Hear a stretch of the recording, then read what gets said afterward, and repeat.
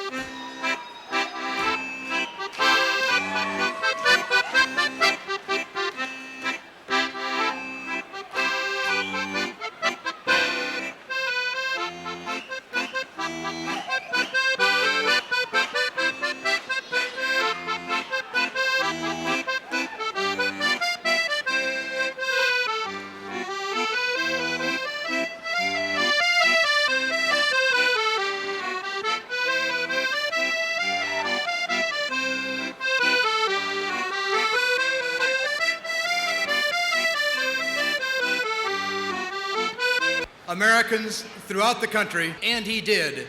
He said he would welcome you to Wisconsin. Ladies and gentlemen, the President of the United States.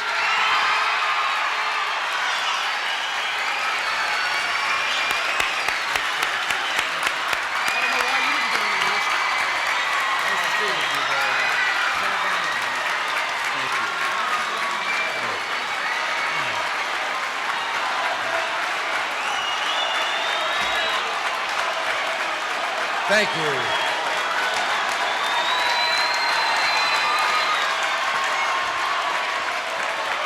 Thank you.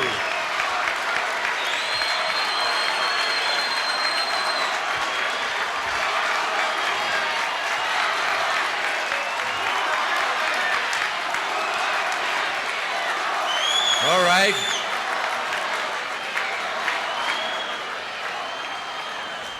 All right, if that's the way you feel, I'm willing.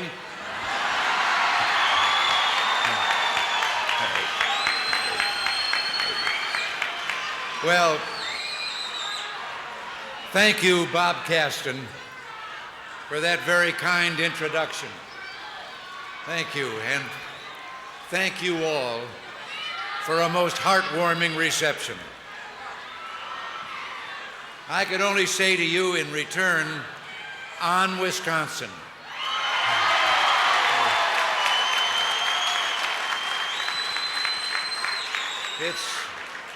It's great to be back in your proud city of Milwaukee, and great to be with all of you here at Old Heidelberg Park. You know, Old Heidelberg Park, I can remember when they called it just plain Heidelberg Park. Of course, that was back when if somebody said, "Hey kid," I answered. Hey. But warm greetings to your outstanding Senator Bob Kasten. Believe me, we couldn't have accomplished all that we have without a Republican majority in the Senate, and Bob Kasten is in the front rank of that majority.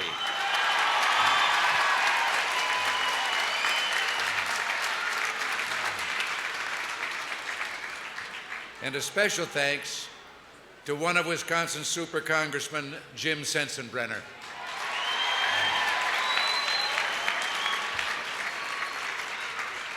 Jim has worked long and hard in the House to put America back on its feet.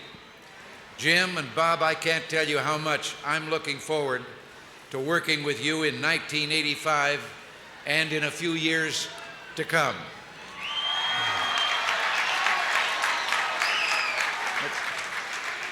Whenever I come to this beautiful state, with your rolling hills and gentle valleys and lush pastures, and I have been here quite a bit because a large part of my life I was a neighbor of yours just to the south in Illinois. I know I'm also going to see in addition to all that beauty, some of the hardest working people in our country, and I know I'm looking at many of them right now.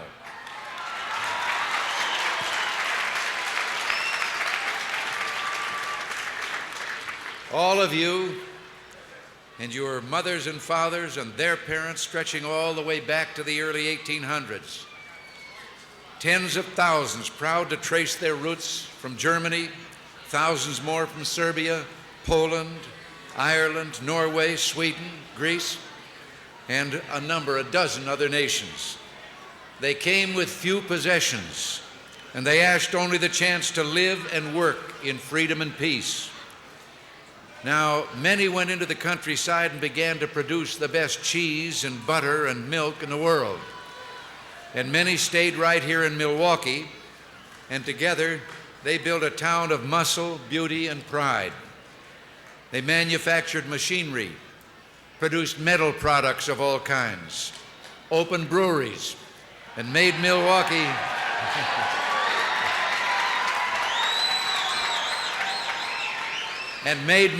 one of America's biggest ports. They gave this city a distinctive flavor, adapting the customs of the old country and the old world to the new. And as they stamped their character on Milwaukee, they enriched the cultural life of all Americans. Today, you've shown us that Milwaukee is just as proud as ever. You still have your ethnic pride. Your schools are better than ever.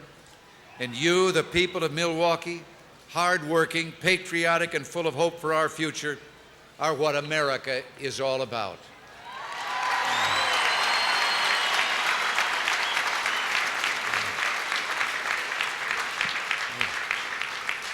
And now, if you don't mind, could I take a moment to give you a report on what we've been trying to do since we took office?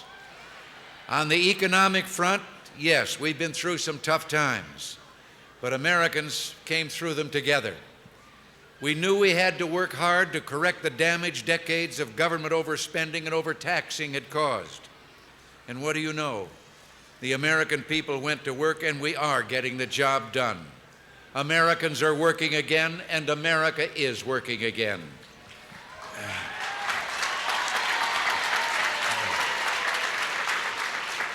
Today, inflation, as you were told, is down from more than 12% to an annual rate of about 4%. Interest rates, although still not as low as we want, are down substantially. Last year alone, America saw some 600,000 new business incorporations, and that is an all-time high in the history of our country. And during the past 20 months, America has created 6 million new jobs, by far the best performance of any country in the world.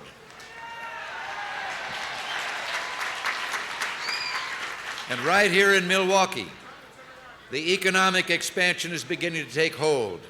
In the last year, the unemployment rate in the Milwaukee area has fallen more than 3 percentage points.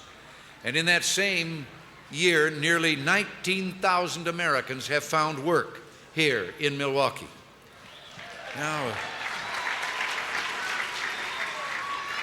we've been working to help Wisconsin farmers make the transition from the high inflation, high interest rates, and economic disasters of the past to stable growth, low inflation, and lower interest rates that all of us are bringing about. We've eliminated the unfair, wrong-headed grain embargo. We've negotiated new agreements for grain with the Soviet Union. And last week, to help ease debt burdens, we announced that the Farmers Home Administration will defer for 5 years up to 25% of the principal and interest payments that farmers owe. And to help those who do not participate in the Farmers Home Administration programs, we will be making available $630 million in loan guarantees. As the economic expansion continues, we're not going to rest until all Americans, and that means Wisconsin farmers and their families, share in the benefits.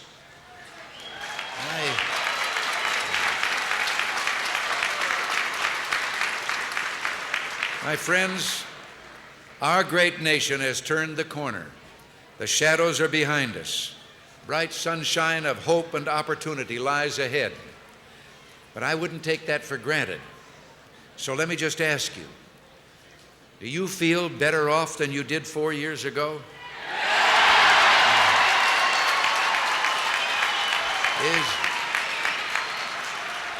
Is America better off than it was 4 years ago? Well, good. You don't know how it warms my heart to know that you think that too, because I think that way. Now, despite the strength of this expansion, there's one sure way to ruin it. Now, you'd have to be something of an expert to find it. But when it comes to bringing economic growth to a grinding halt, our opponents are experts. They want to raise your taxes. And if you let them, they'll do it again and again and again. You know, the people of Milwaukee are as well known for your love of good beer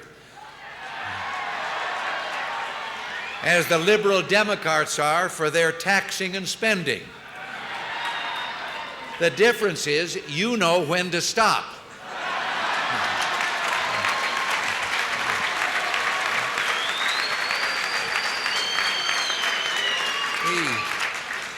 The tax hike they've called for would be the equivalent of an additional tax burden of $1,800 for every household in Wisconsin and in America. Now, we all remember how Green Bay's beloved football coach, the great Vince Lombardi, used to say, "Winning isn't everything, it's the only thing."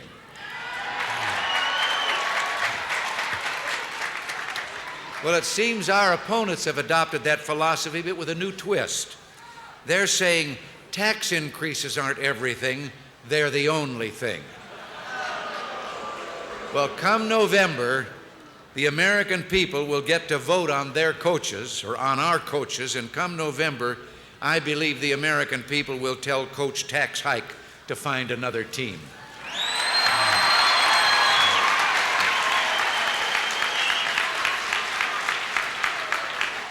But now, you're also, just so there isn't any doubt, I wonder if you'd help me conduct a little poll. Now, you can just answer yes or no. Do you believe that the American people are under-taxed? Will the working people of Milwaukee, the family farmers across this state and America's economy all be stronger with a big tax increase? Well, is his tax increase your idea of fairness and compassion? Or do you share my belief that government in Washington might already be big enough?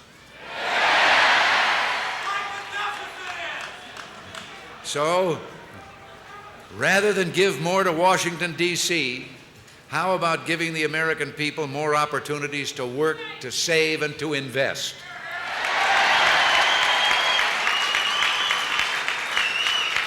Thank you very much. You just confirmed my hunch. Our pledge is for tax simplification, to make the system more fair, to make it easier to understand. Do you know that Einstein has admitted he cannot understand the Form 1040? And so you can bring everybody's income tax rates further down and not up. That's what we believe is fair tax simplification and reform. Now, tax simplification will provide powerful new incentives for economic growth, and it will help our economic expansion keep growing and spreading from Maine to Milwaukee to the California coast. With your support, we'll fight for enterprise zones to help Americans in disadvantaged areas get off unemployment and welfare and start climbing the economic ladder.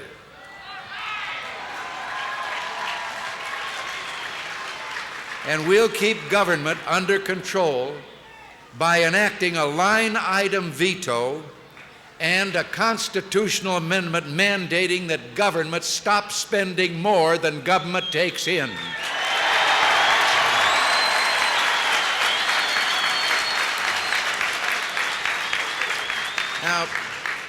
I know that there are many proud Democrats in Wisconsin, people who cherish the memories of FDR and Harry Truman and John Kennedy. These men were leaders who believed in strength abroad and self-reliance at home.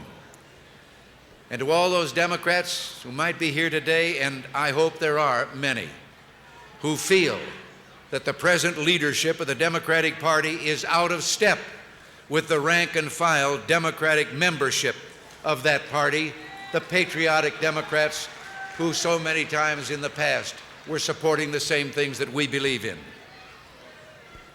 They who know that the leadership today of that party no longer stands behind America's role in the world, that it no longer represents working men and women, that it is abandoning the decent patriotic Democrats of the JFK and FDR and Harry Truman tradition.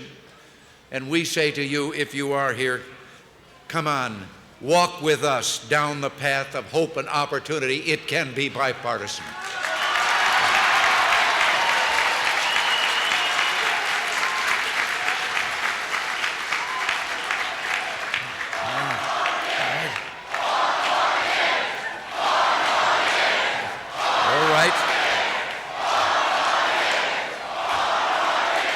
Okay. All right. But add your strength to ours, and all of us can build something new for America, something far better than before. You know, as our economy grows, we'll need to go forward with the bedrock values that sustain those first immigrants to Milwaukee and that nourish our families today. The values of faith, family, neighborhood, good hard work. Together, we've already made an impressive start.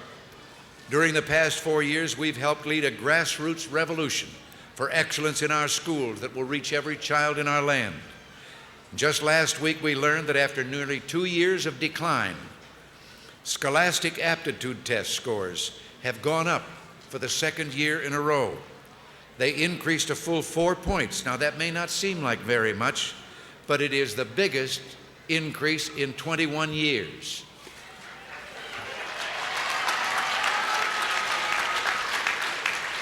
We must continue to crack down on crime. We say with no hesitation, yes, there are such things as right and wrong. And yes, for hardened criminals preying on our society, punishment must be swift and certain. In 1980, our crime rate was rising, but last year, reported crime fell 7%, and that's the steepest drop since 1960. In foreign affairs, today America is at peace, and since 1980, the tide of Soviet expansion has been turned. Now, I know that many of you have relatives in Eastern Europe, in countries like East Germany, Hungary, and Poland. These brave people are never very far from my mind, and I know they aren't from yours. When we traveled to Europe in 1982, I visited the Berlin Wall, that grim line that divides the continent. And I saw those Polizei looking at me very sternly with their guns, and I sneaked a foot across the line. Just wanted to know I'd been there. But like all who visit that wall, I looked to the east, I saw the barbed wire and the guards, and understood in a more powerful way the value of human liberty. I pledge to you that in Europe, we will do all in our power to defend the cause of freedom.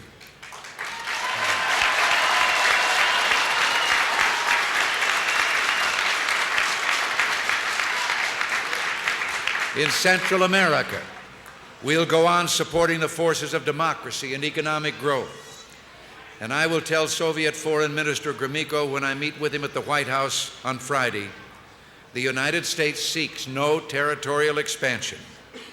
We make no attempts to impose our will on anyone, but we remain unshakable in our commitment to freedom, and we will never again allow America to let down its guard.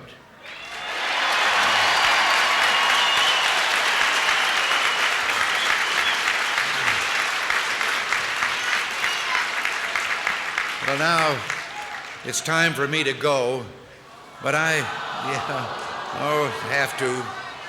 But I see so many families here this afternoon, so many fine young people. May I just leave you with one last thought from my heart. The American dream is a living thing, always growing, always presenting new vistas and challenges. In old Heidelberg Park this afternoon, indeed throughout Milwaukee and throughout Wisconsin, there are young couples saving to buy homes of their own, mothers and fathers who want to give their children a better education, men and women with dreams of making the good earth of this state still more fruitful, the good city of Milwaukee healthier and more prosperous, and America herself stronger and better still. My vision of America, and I know it's one you share, is of a land where all have the opportunity to work hard to make these dreams come true. My friends, together, we can make America that shining land of opportunity and hope, and with you by our side, I know we will. That wonderful song I mentioned earlier in my remarks has inspired tens of thousands. No other fight song has been adopted by so many high schools throughout the land, my own included, as On Wisconsin.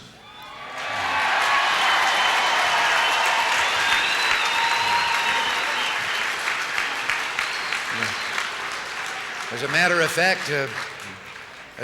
fact, I was halfway through my high school football career before I knew that that was the real name of the song, that it wasn't Onward Dixon. Well, I think there's only one way we could top that song, and that's to put all our hopes and dreams for our country into one simple phrase: On America.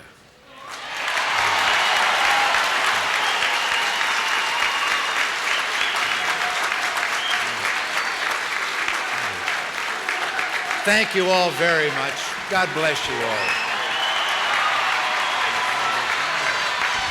Mr. President, we have a charming young lady that's just dying to meet you.